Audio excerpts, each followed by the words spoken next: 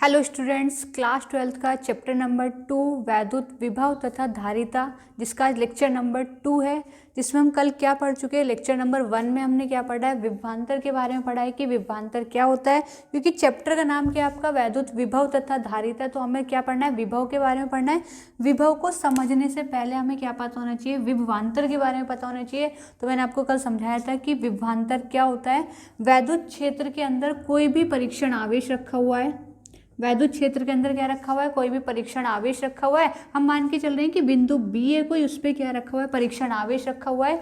इस परीक्षण आवेश को वैद्युत क्षेत्र के विरुद्ध, ठीक है, वैद्युत क्षेत्र की दिशा के विरुद्ध हमें क्या करना है, इस पर बल लगाना है। वैद्युत क्षेत्र की दिशा के विरुद्ध हम इस पर क्या लगाएंगे, बल लगाएंगे। बल लगाने पे इस पर क्या होगा, इसका विस्थापन होगा और ये बी से किस पे आ जाएगा, ए पे आ जाएगा। और बल लगाने से जब विस्थापन होते हैं तो उसको हम क्या बोलते हैं, कार्य बोलते हैं। तो बल गुना विस्थापन कार्य कहलाता है। तो बी से ए तक लाने पर किया गया कार्य, और किसके ऊपर करा हमने, परीक्षण आवेश के ऊपर किया है, वो हमारा क्या कहलाता है, विभवांतर कहलाता है।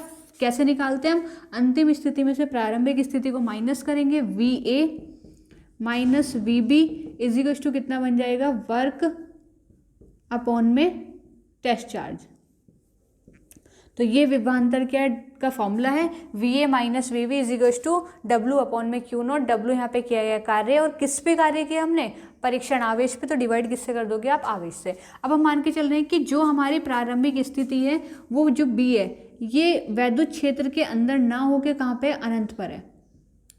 यानी कि आपका जो परीक्षण आवेश है क्यू नॉट, वो कहाँ पे रखा हुआ है, अनंत पे रखा हुआ है। तो वी बी यहाँ पे क्या हो जाएगा, इनफाइनाइट हो जाएगा। V A minus V B की जगह क्या हो जाएगा, इनफाइनाइट हो जाएगा, is equal to W upon Q not. यहाँ पे भी हम कार्य कर रहे हैं, उसको कहाँ से लेके आएंगे, तब तो हम बी से कहाँ पे लेके आए थे, ए पे लेके आए थे।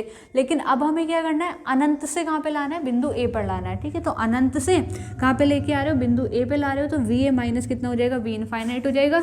वी इनफाइनाइट की वैल्यू कितनी होती है, 0 होती है। तो सिर्फ आपका कितना बचेगा, V A is equal to W upon में क्यू नॉट। इसी को हम क्या बोलते हैं, इसको बोलते हैं वैद्युत विभव। ठीक है, ये आपका क्या है, वैद्युत विभव है। ये सब चीज़ हम पढ़ चुके हैं कल, मैं सिर्फ आपको रिवाइज करा रही हूँ। ठीक है, वैद्युत क्षेत्र के अंदर किसी बिंदु पर रखे परीक्षण आवेश को एक स्थिति से दूसरी स्थिति तक ले जाने में, या एक स्थान से दूसरे स्थान तक ले जाने में किया गया कार्य क्या कहलाता है, विभवांतर कहलाता है। जब यही परीक्षण आवेश कहाँ पे रखा होता है, अनंत पे रखा होता है। तो अनंत से वैद्युत क्षेत्र के अंदर किसी बिंदु तक लाने में किया गया कार्य आपका क्या होगा, विभव होगा। ठीक है, क्लियर है। ये दो चीज़ हमने पढ़ ली थी। मात्रक क्या है, एसआई मात्रक क्या होता है, इसका वोल्ट होता है। वैसे क्या होता है इसका, जूल पर कूलाम। मात्रक जो बनेगा इसका, अगर हम मात्रक की बात करते हैं तो मात्रक क्या बनता है, जूल पर कूलाम, जो किसके इक्वल होता है, वोल्ट के इक्वल होता है। तो इसका जो एसआई मात्रक होगा वो क्या हो जाता है, वोल्ट हो जाता है। ठीक है, ये इंपॉर्टेंट चीज़ें हमने कल सब पढ़ ली है कि विभवांतर क्या है और विभव क्या है। उसके बाद हमने पढ़ा था कि एकल बिंदु आवेश के कारण वैद्युत विभव। ठीक है, एकल बिंदु आवेश है, उसके कारण हमने क्या निकाला था, विभव निकाला था। तो डेरिवेशन है उसकी, वो तो मैं नहीं कराऊंगी, वो हम लेक्चर नंबर 1 में पढ़ चुके हैं। तो उसका जो फॉर्मूला था वो क्या निकल के आया था, V is equal to 1/4 pi epsilon not Q upon में R। याद रखोगे किसके लिए ये फॉर्मूला, तो एकल बिंदु आवेश के कारण वैद्युत विभव। तो एकल बिंदु आवेश के कारण जो वैद्युत विभव होता है वो कितना होता है आपका, 1/4 pi epsilon not Q upon में R, और मात्रक क्या लगा दोगे आप, वोल्ट। आज जो हमारा टॉपिक है, आज का टॉपिक है बिंदु आवेशों के निकाय के कारण वैद्युत विभव। इस बार यहाँ तो सिर्फ एक बिंदु आवेश था, अब हमें बिंदु आवेशों का एक अरेंजमेंट लेना है, एक निकाय लेना है, उसके कारण विभव देखना है कि उसके कारण विभव क्या होता है। और एक इंपॉर्टेंट बात कि विभव या फिर विभवांतर कैसी राशि होती है, तो ये अदिश राशि होती है, जो किस पे डिपेंड करती है, चार्ज पे डिपेंड करती है। कि वो पॉजिटिव है तो पॉजिटिव लोगे, नेगेटिव है तो कैसे लोगे आप, नेगेटिव लोगे। तो यहाँ पे ये अदिश राशि है, तो आपको प्लस माइनस साइन विद लेके चलना है आपको। तो टॉपिक डालो, अब आप हेडिंग डालोगे, बिंदु आवेशों के निकाय के कारण वैद्युत विभव। बिंदु आवेशों का हमें एक अरेंजमेंट बनाना है, निकाय बनाना है, उसके कारण हमें क्या निकालनी है, वैद्युत विभव निकालना है। तो क्या फॉर्मूला बनेगा इसका, वैद्युत विभव का फॉर्मूला याद रखना है आपको। वैद्युत विभव का फॉर्मूला होता है डब्ल्यू अपॉन क्यू नॉट। बिंदु आवेश के कारण क्या होता है, तो 1/4 pi epsilon not Q upon में R। अब हमें क्या लेना है, बिंदु आवेशों का एक निकाय लेना है। तो हम ऐसे मान के चलते हैं कि कोई हमारा बिंदु आवेशों का निकाय है, यहाँ पे रखा है प्लस Q1 चार्ज, यहाँ पे रखा है प्लस का ही मान लेते हैं Q2 चार्ज, यहाँ पे रखा है माइनस का Q3 चार्ज, यहाँ पे रखा है माइनस का Q4 चार्ज, यहाँ पे रखा है आपका प्लस का Q5 चार्ज। ठीक है, आप ऐसा नहीं कि मैंने यहाँ प्लस लिया तो ये प्लस ही फिक्स है, किसी भी आप प्लस माइनस का, क्योंकि आवेश दो प्रकार के होते हैं, कोई भी आप कंसिडर कर सकते हो। मान लो ये माइनस ले लो, ये प्लस ले लो, ये प्लस ले लो, ये माइनस ले लो, कैसे भी आप एक अरेंजमेंट बना दो प्लस माइनस चार्ज का। अच्छा, इनके डिस्टेंस भी ये नहीं कि सबके डिस्टेंस इक्वल है, डिस्टेंस अलग अलग होगी। हम और ये बिंदु P है जहाँ पे हमें क्या निकालना है, विभव निकालना है। इन सभी आवेशों के कारण मुझे क्या करना है, इस बिंदु P पे क्या निकालना है, विभव निकालना है। हम डिस्टेंस मान लेते हैं कि इसकी डिस्टेंस R1 है, ये वाली, ये distance R1, it is R2, R3, R4 और ये क्या हो जाएगी आपकी R5 हो जाएगी। तो इसके कारण हम विभव निकालते हैं। तो हम मान के चल रहे हैं कि टोटल विभव जो बन रहा है वो V बन रहा है। कितने विभव बनेंगे, तो V1 plus V2 plus V3, कितने आवेश है आपके पास, 5 आवेश तुम लेके चल रहे हो। ठीक है, और भी हो सकते हैं, तो V4 V5, अगर और भी आप अरेंजमेंट में जोड़ रहे हो तो उनको सबको जोड़ते चले जाओगे। फॉर्मूला लगाते हैं, V इज इक्वल टू, अगर हम इसकी बात करें सिर्फ इसके लिए निकालें, बिंदु आवेश के कारण वैद्युत विभव निकलेगा, तो 1/4 पाई एप्सिलॉन नॉट, ये देखो कि सभी में आएगा। भाई एक बिंदु आवेश मान लो, ये इसके कारण निकाल लो अलग, इसके कारण अलग निकाल लो, इसके कारण अलग निकाल लो, सबका निकाल के उनका क्या कर दो, बीजगणितीय योग कर दो, तो हमारे निकल के आ जाएगा कि कितना विभव है। तो एक चीज देखेंगे कि 1/4 पाई एप्सिलॉन नॉट सभी में कॉमन आएगा, सभी में सेम आएगा। V1 पे चार्ज कितना है, Q1 है, और डिस्टेंस कितनी है, R1 है। एक बिंदु आवेश के कारण जो विभव का फॉर्मूला था वो कितना था, V is equal to 1/4 pi epsilon not Q upon में R, ये था ना। एक बिंदु आवेश के कारण ये था, तो एक एक का निकाल लेते हैं सबका, और उन सबको क्या कर देंगे, हम ऐड कर देंगे। तो एक के लिए क्या बनेगा, प्लस का चार्ज है तो प्लस के Q1 अपॉन में डिस्टेंस कितनी है, R1। ठीक है, स्क्वायर नहीं होता इस पर। आगे चलो, प्लस कितना लेंगे हम, Q2 अपॉन में डिस्टेंस कितनी हो जाएगी, R2। अब नेक्स्ट चार्ज जो है वो किसका है, माइनस का है, तो यहाँ पे साइन आपको कैसा लेना पड़ेगा, माइनस लेना पड़ेगा। बस मुझे यहाँ पे ये चीज़ समझानी है कि विभव में अगर चार्ज माइनस का है तो आपका माइनस ही लिया जाएगा। Q4 भी माइनस का है तो Q4 अपॉन में कितना, R4 plus up to dot dot, जितने भी आवेश हैं आपको उन सबको जोड़ते चले जाएंगे। इसी को बोलते हैं हम बिंदु आवेश के निकाय के कारण वैद्युत विभव, वोल्ट। तो जितने भी आवेशों का आपने अरेंजमेंट बना रखा है उन सबको आप प्लस कर दोगे। अगर चार्ज प्लस में तो प्लस लोगे, अगर आपका चार्ज माइनस में तो आपको क्या करना पड़ेगा, माइनस में लेना पड़ेगा। ठीक है, तो इसको नोट करो। ये फॉर्मूला एक छोटा सा फॉर्मूला तो वही है, बस इनका हमने क्या कर दिया, प्लस कर दिया इसका। ठीक है, बीजगणितीय योग कर दिया। एक होता है अदिश योग। अदिश योगफल में क्या होता है कि पॉजिटिव ही साइन लेना होता है हमें, चाहे वो नेगेटिव भी हो, लेकिन तब भी हम क्या लेते हैं, पॉजिटिव ही लेते हैं। और बीजगणितीय योग होता है जिसमें अगर प्लस है आपका सिंबल, अगर चार्ज प्लस का है तो प्लस का लेना है, और अगर माइनस का है तो आप क्या लोगे, माइनस का लोगे। तो यहाँ पे क्या होता है, आपका बीजगणितीय योग लिया जाता है, किसमें, अदिश राशि में। और जहाँ पे सदिश राशि होती है वहाँ पे क्या लेते हैं हम, सदिश योगफल लिया जाता है।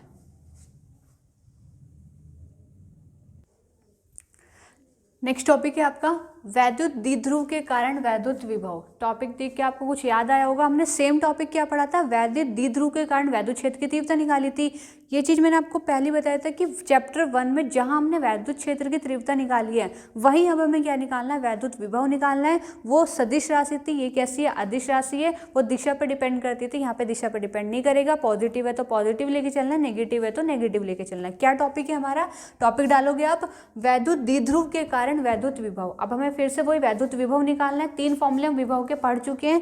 एक बाय डेफिनेशन हमने पढ़ा W/Q0, एक बिंदु आवेश के कारण क्या पड़ा, 1/4 pi epsilon not Q upon में R। ठीक है, R स्क्वायर नहीं लगाना, सिर्फ Q अपॉन R। और अगर उसका निकाय है तो सबको क्या करते रहोगे, प्लस करते रहोगे। साइन अगर आवेश आपका प्लस है तो प्लस ले लेना है, और अगर माइनस है तो आप क्या ले लोगे, माइनस ले लोगे। अब हमें क्या करना है, द्विध्रुव के कारण क्या निकालना है, वैद्युत विभव निकालना है। तो हमें पता है कि इसकी हमारी कितनी स्थिति होती है, 2 स्थिति होती है, एक अक्षीय स्थिति होती है और एक कैसी होती है आपकी निरक्षीय स्थिति। तो हम पहले अक्षीय स्थिति पे देख लेते हैं। तो इसका फर्स्ट हेडिंग डालोगे, किसी वैद्युत द्विध्रुव की, कोई भी हमारा वैद्युत द्विध्रुव है, फर्स्ट हेडिंग डालोगे किसी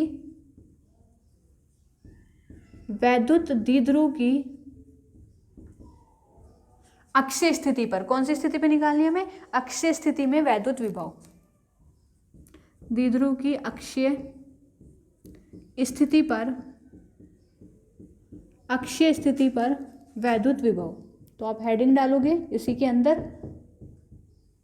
द्विध्रुव के कारण हमें वैद्युत विभव निकालना है, तो उसकी पहले हम कौन सी स्थिति पे निकाल रहे हैं, अक्षीय स्थिति पर। तो हेडिंग डालो आप, किसी वैद्युत द्विध्रुव की अक्षीय स्थिति पर वैद्युत विभव। तो हमें कौन सी स्थिति पे निकालना है, अक्षीय स्थिति पर क्या निकालना है, वैद्युत विभव निकालना है। चलिए इसका डायग्राम देखते हैं। क्या लोगे, द्विध्रुव। द्विध्रुव क्या होता है, फिर से वही, द्विध्रुव क्या होता है, दो आवेशों का अरेंजमेंट होता है, जो दोनों आवेश कैसे होते हैं, समान होते हैं परिमाण में, लेकिन उनकी दिशा कैसी होती है, विपरीत होती है। एक माइनस क्यू आवेश है और एक आपका कैसा है, प्लस क्यू आवेश है। इसका सेंटर क्या है, ओ है। ओ तक की जो डिस्टेंस होती है वो कितनी है, एल होती है। केंद्र से आवेश तक की जो दूरी होती है वो कितनी होती है आपकी, एल होती है। तो ये डिस्टेंस भी एल है, ये डिस्टेंस भी एल ही है, इसलिए पूरे डाइपोल की जो लेंथ होती है वो कितनी हो जाती है, 2l हो जाती है। इसके सेंटर से कहीं r डिस्टेंस पर, सेंटर से इसके कहीं r डिस्टेंस पर बिंदु P है, जहां पे हमें क्या निकालना है, वैद्युत विभव निकालना है। ठीक है, अब इस पे कोई डायरेक्शन नहीं होगी। ई में डायरेक्शन थी क्योंकि वो कैसी थी, सदिश राशि थी। यहाँ पे डायरेक्शन मत निकालने बैठ जाना। क्यों नहीं निकालेंगे हम, क्योंकि विभव कैसा है, इज अ स्केलर क्वांटिटी। एक ये अदिश राशि है जिसमें क्या होता है, सिर्फ परिमाण होता है, दिशा इसमें नहीं होती है। तो यहाँ पे हमें डायरेक्शन निकालनी नहीं है। अब हमें क्या करेंगे, वही हमें करना है, एक बार प्लस आवेश के कारण विभव निकालना और एक बार किसके कारण निकालना है, माइनस आवेश के कारण। तो हमें दूरी भी चाहिए होंगी। जब प्लस आवेश के कारण निकालोगे तो यहाँ से यहाँ तक का डिस्टेंस लोगे तो कितना आएगा, ये टोटल r है, उसमें से l माइनस कर देंगे तो ये कितना आएगा, r माइनस एल। और जब माइनस की वजह से निकालोगे तो r में ये वाली डिस्टेंस क्या हो जाएगी, प्लस हो जाएगी। तो ये कितना हो जाएगा, r प्लस एल। ये हो गई आपकी। चलो, तो सबसे पहले हम क्या निकालते हैं, प्लस क्यू आवेश के कारण, प्लस क्यू आवेश के कारण बिंदु P पर, बिंदु P पर वैद्युत विभव। तो बिंदु P पर जब आप वैद्युत विभव निकालोगे तो कितना आएगा, हम उसको V1 मान लेते हैं। V1 is equal to, formula हमने पढ़ा है 1/4 पाई एप्सिलॉन नॉट Q। अब Q कैसा है, पॉजिटिव ले रहे हैं तो प्लस का लिया जाएगा, Q अपॉन में डिस्टेंस, डिस्टेंस कितना है, प्लस Q से P तक की जो दूरी है वो कितनी है आपकी, r माइनस एल। इसी तरह हम क्या निकालेंगे, माइनस Q आवेश के कारण, माइनस Q आवेश के कारण बिंदु P पर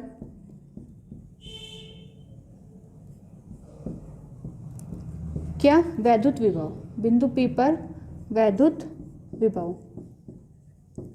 तो ये कितना होगा, इसको हम V2 मान लेते हैं कि V2 है। क्या फॉर्मूला लगाओगे, 1/4 पाई एप्सिलॉन नॉट। अब देखो चार्ज क्या है हमारा, माइनस क्यू। किसकी वजह से ले रहे हैं, माइनस क्यू की वजह से ले रहे हैं। तो यहाँ पे क्या लोगे आप, माइनस क्यू लोगे, विद साइन लिया जाता है तो माइनस क्यू। डिस्टेंस कितनी है अब आपकी, r प्लस एल। इस माइनस को हम आगे लिख लेते हैं तो आप ऐसे लिख सकते हो, माइनस के 1/4 pi epsilon not Q upon में r प्लस एल। ये हो गया। अब हम बिंदु P पे क्या निकालेंगे, परिणामी तीव्रता। बिंदु P पर परिणामी तीव्रता निकालेंगे। अतः बिंदु P पर परिणामी तीव्रता तो कितनी होगी, ये मान के चल रहे हैं V है, दोनों क्या हो जाएंगे, प्लस होंगे। परिणाम में तो दोनों को प्लस करना होता है, V1 प्लस V2। अब देख लेते हैं V1 की वैल्यू कितनी है, 1/4 pi epsilon not Q upon में r plus L, plus V2 की वैल्यू किस में, माइनस में, तो वो इस प्लस को क्या बना देगा, माइनस बना देगा। तो प्लस की जगह माइनस लेंगे, 1/4 pi epsilon not Q upon में कितना हो जाएगा, r प्लस एल हो जाएगा। एलसीएम लेते हैं, इतना नोट करो। बहुत इजी है क्योंकि हम पहले कर चुके हैं। अगर आपने पहले प्रैक्टिस किए तो आपको इजीली समझ में आया होगा। प्लस क्यू आवेश के कारण पहले हमने बिंदु P पर विभव निकाला, उसके बाद माइनस क्यू आवेश के कारण बिंदु P पर विभव निकाला। जब हम वैद्युत क्षेत्र की तीव्रता निकाल लेते, यही काम हमने वैद्युत क्षेत्र की तीव्रता में किया था, लेकिन हमने वहाँ पे ऑलवेज दोनों ही साइन, जब प्लस के कारण निकाला था तब भी प्लस लिया था, जब माइनस के कारण निकाला था तब भी प्लस लिया था, क्योंकि वो कैसी राशि थी, अदिश राशि थी। ठीक है, ये सदिश, सॉरी वो कैसी राशि थी, सदिश राशि थी। ये कैसी राशि है आपकी, अदिश राशि है। तो बिंदु P पर परिणामी तीव्रता, परिणामी में दोनों को प्लस कर देंगे, लेकिन V2 माइनस का है तो यहाँ पे क्या लिया जाएगा, आपका माइनस लिया जाएगा। सॉल्व करते हैं इसको। कैसे करोगे सॉल्व, कॉमन दिख रहा है, इसमें कॉमन आ रहा है 1/4πε0 दोनों के पास है। तो सबसे पहले हम क्या कर लेते हैं, इसको कॉमन ही कर लेते हैं। तो कॉमन लो, इसको सॉल्व करो। v is equal to 1/4πε0 common लेंगे तो कितना बचेगा आपका q अपॉन में r प्लस एल माइनस के यहाँ पे बचेगा q अपॉन में r माइनस एल। ऐसा ही है ना, ऐसे दोनों प्लस हो रहे हैं। v1 के लिए क्या था, v1 के लिए आपका माइनस था, है ना। तो r माइनस एल और वो हो जाएगा r plus L, r minus L और यहाँ पे क्या आपका r प्लस एल। चलिए एलसीएम ले लेते हैं, q पहले बाहर निकाल लेते हैं, q अपॉन में 4πε0 कितना बचेगा 1/, अच्छा q भी मैं बाहर ही ले लूँ ना एक साथ, q हम बाहर ले लेते हैं ना, q अपॉन में 4πε0 कॉमन ले लिया तो यहाँ पे भी 1 बचेगा, यहाँ पे भी कितना बचेगा 1 बचेगा। एलसीएम लेंगे तो एलसीएम देखो एक बार प्लस हो रहा है और एक बार क्या हो रहा है माइनस हो रहा है आपका, तो क्या बन जाएगा r² माइनस l²। इसकी इधर मल्टीप्लाई हो जाएगी r प्लस एल माइनस के r माइनस है अंदर जाएगा, इसको क्या बना देगा प्लस बना देगा, ये वाला माइनस इसको क्या बना देगा प्लस बना देगा। कैपिटल आर से स्मॉल आर क्या हो जाएगा कैंसिल हो जाएगा, सॉरी पॉजिटिव आर से नेगेटिव आर क्या हो जाएगा कैंसिल हो जाएगा। q अपॉन में 4πε0 कॉमन तो ले लिया हमने, प्लस कर लो r और l और l कितना हो गया 12 अपॉन में r² माइनस l²। फॉर्मूला बन चुका होगा, है ना। अब तो आपको चीज़ें शायद समझ आ रही होंगी, अगर आप रेगुलर पढ़ते हैं अपना रिवीजन लगाते हैं तो आपको चीज़ें बहुत अच्छे से समझ आएगी, और आपकी हैबिट नहीं है पढ़ने की तो नहीं आएगी समझ में। q इंटू 2l किसका फॉर्मूला है, द्विध्रुव आघूर्ण का फॉर्मूला है। तो क्या फॉर्मूला बनता है, ये वैद्युत द्विध्रुव आघूर्ण का फॉर्मूला यानी कि p बन जाता है ये, तो ये p बन गया। तो मैं इसको ऐसे लिख लेती हूँ 1/4πε0 q इंटू 2l क्या बनता है p अपॉन में कितना हो जाएगा r² माइनस l²। तो ये बना आपका विभव का फॉर्मूला। अब हम मान के चलेंगे कि जो हमारी ये डाइपोल लेंथ है l जो है वो इस r डिस्टेंस से बहुत ज़्यादा छोटी है ही छोटी, ठीक है। ये डिस्टेंस बहुत छोटी सी होती है, इसके सामने r डिस्टेंस बहुत बड़ी है, तो l हमारा क्या हो जाएगा 0 हो जाएगा। तो हम मान के चलेंगे, अब हमें डायग्राम की ज़रूरत नहीं है।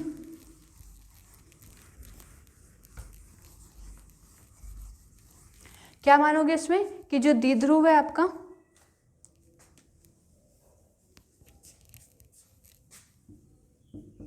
माना द्विध्रुव बहुत छोटा है, अतः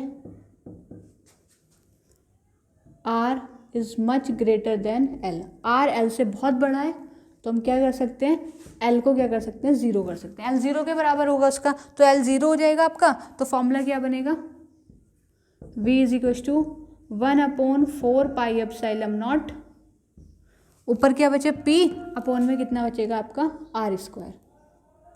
तो p अपॉन में r², ये वैद्युत विभव होता है कौन सी स्थिति पर, वैद्युत द्विध्रुव की अक्षीय स्थिति पर 1/4πε0 p अपॉन में r² होता है। और अगर आपको तीव्रता की से कंपेयर करना है विभव का तो क्या फॉर्मूला बना था उसमें 1/4πε0 2p अपॉन में r³।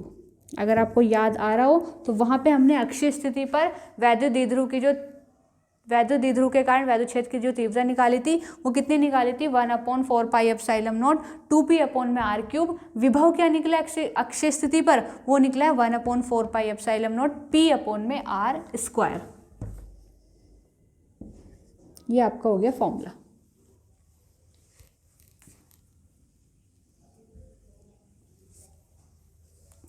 पीछे इसकी यूनिट लगा दो, तो यूनिट क्या होती है वोल्ट। वेक्टर रूप इसका लिखेंगे ही नहीं, क्यों नहीं लिखेंगे, क्योंकि कैसी राशि है आपकी अदिश राशि है।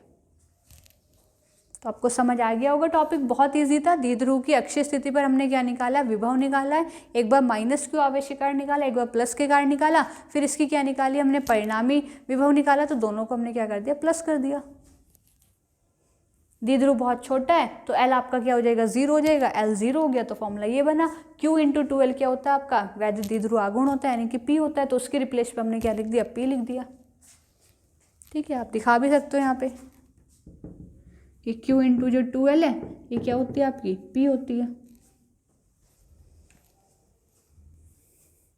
चलिए नेक्स्ट हेडिंग डालो। अब हमें क्या करना है, अक्षीय स्थिति पर, किसी वैद्युत द्विध्रुव की अक्षीय स्थिति तो हो गई, अब हमें क्या करनी है, निरक्षीय स्थिति पर क्या निकालनी है, वैद्युत क्षेत्र की तीव्रता निकालनी। तो नेक्स्ट हेडिंग डालोगे अब आप,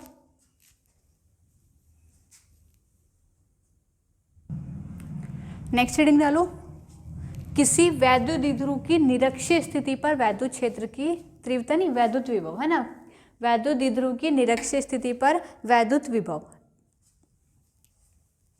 डालिए अपने हेडिंग। चलो अब हमें क्या करना है, वैद्युत विभव निकालना है, कौन सी स्थिति पर, वैद्युत द्विध्रुव की निरक्षीय स्थिति पर। तो फिर से वही बनाएंगे हम, वैद्युत द्विध्रुव बनाएंगे। द्विध्रुव क्या होता है, दो आवेशों का अरेंजमेंट होता है, दोनों आवेश प्रकृति में कैसे होते हैं, विपरीत होते हैं नेचर में, लेकिन उनका परिमाण कैसा होता है, समान होता है। एक हमने माना -q आवेश है और एक कैसा आपका +q आवेश है, इसका सेंटर क्या आपका O है और यहाँ की डिस्टेंस L, ये डिस्टेंस L, तो टोटल डिस्टेंस कितनी हो जाती है इसकी 2L हो जाती है। इसकी निरक्षीय स्थिति पर, यानी कि सेंटर से कहीं निरक्षीय स्थिति पर कोई बिंदु P है जहाँ पे हमें क्या निकालना है, वैद्युत विभव निकालना है। तो एक बार प्लस की वजह से निकालेंगे तो ये वाली डिस्टेंस लोगे, एक बार माइनस की वजह से निकालोगे तो ये वाला डिस्टेंस लेंगे। डिस्टेंस भी निकाल लेते हैं, है ना, डिस्टेंस कितनी होगी, जब +q की वजह से लोगे, ये हम मान के चल रहे हैं डिस्टेंस कितनी है आपकी r, यहाँ से कितनी डिस्टेंस पर है, ये r डिस्टेंस पर है, ये क्या आपका l है, तो ये वाली डिस्टेंस कितनी आ जाएगी, कर्ण तो निकालना आता होगा, r² + l², लंब का स्क्वायर में प्लस कर देते हैं हम, आधार का स्क्वायर सेम इधर आएगा आपका, ये भी डिस्टेंस l है, ये r है, तो ये कितनी हो जाएगी, r² + l²। निकालते एक बार प्लस के कारण और एक बार माइनस के कारण। तो +q आवेश के कारण, +q आवेश के कारण निरक्षीय बिंदु P पर वैद्युत विभव।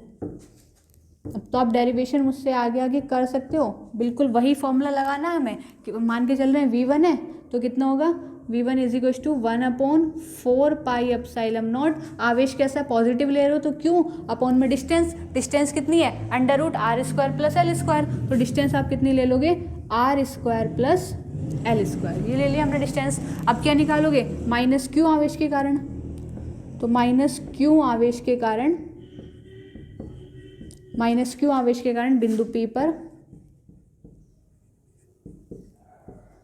वैद्युत विभव, वो कितना होगा आपका, V2 होगा, और V2 होगा तो फॉर्मूला क्या लगेगा हमारा, 1/4 πε0। आवेश कैसा है इस बार, माइनस है, तो माइनस के q अपॉन में डिस्टेंस, डिस्टेंस कितनी है आपकी, r² - l², माइनस को आप आगे लगा सकते हो, तो माइनस के 1/4 πε0 q अपॉन में √r² - l², ये हो गया। परिणामी निकाल लेते हैं, बिंदु P पर परिणामी वैद्युत विभव, बिंदु P पर परिणामी वैद्युत विभव, तो क्या होगा बताओ, कितना होगा मैम, दोनों को प्लस कर देंगे, V = मान के चल रहे हैं V है, और दोनों को प्लस कर देंगे, V1 + V2, दोनों की वैल्यू रख देते हैं, तो कितना होगा, V = V1 की वैल्यू कितनी आई है आपकी, ये रही 1/4 πε0 q अपॉन में √r² नहीं प्लस l², और V2 की वैल्यू देखो कितनी है, माइनस में है ना, तो V2 की वैल्यू आप माइनस में रखोगे, है कितनी, 1/4 πε0 q अपॉन में √r² + l²। ध्यान से देखो क्या हो रहा है यहाँ पे, जो वैल्यू V1 की थी सेम वैल्यू V2 की है, लेकिन V1 प्लस में और V2 आपका कैसा है, माइनस में है। तो जो चीज़ सेम प्लस में और माइनस में हो तो माइनस हो जाएगी, खत्म हो जाएगा। तो ये पॉजिटिव है आपका, ये नेगेटिव है, पूरा कैंसिल है, तो V आपकी कितनी आ जाएगी, 0 आ जाएगी, यानी कि निरक्षीय स्थिति पर वैद्युत विभव का मान क्या होता है, 0 होता है। ठीक है, निरक्षीय स्थिति पर जो वैद्युत विभव होगा वो कैसा हो जाएगा आपका, निरक्षीय स्थिति पर कैसा हो जाएगा, 0 हो जाएगा।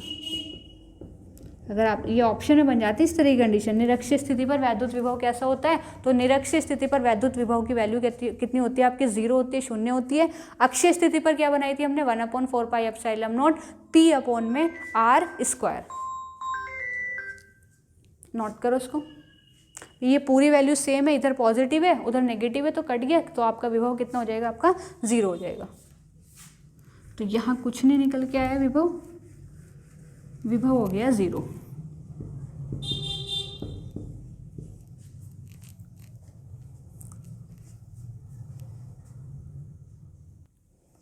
कर लिया आपने नोट ये? तो हमारी दोनों स्थिति हो गई, अक्षीय स्थिति भी हो गई, निरक्षीय स्थिति भी हो गई, लेकिन कभी कभी न्यूमेरिकल जो आ जाता है आपका वो किसी भी व्यापक बिंदु पे आ जाता है। इट मीन्स ना तो आपकी अक्षीय स्थिति पर है वो, ना ही कौन सी स्थिति पर है, निरक्षीय स्थिति पर है, किसी भी बिंदु पर रखा हुआ है, किसी भी एंगल पे अगर रखा हुआ है, तब आप वैद्युत विभव कैसे निकालोगे? तो हेडिंग डालो, इसकी हमें डेरिवेशन नहीं करनी क्योंकि ड्राइव करने के लिए नहीं आता, पर इस पर न्यूमेरिकल आ जाते हैं। तो आपको थर्ड हेडिंग क्या डालनी है इसकी? किसी वैद्युत द्विध्रुव के कारण, किसी वैद्युत द्विध्रुव के कारण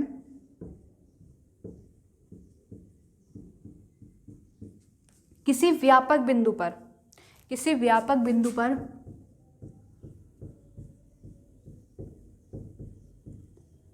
किसी व्यापक बिंदु पर क्या निकाल रहे हैं हम? वैद्युत विभव। किसी व्यापक बिंदु पर वैद्युत विभव, तो क्या बनेगा? सिर्फ फॉर्मूला याद करना है आपको, V is equal to 1/4 pi epsilon not P upon में P cos थीटा अपॉन में R square, P cos theta upon में R स्क्वायर। तो आपको ये फॉर्मूला याद रखना है।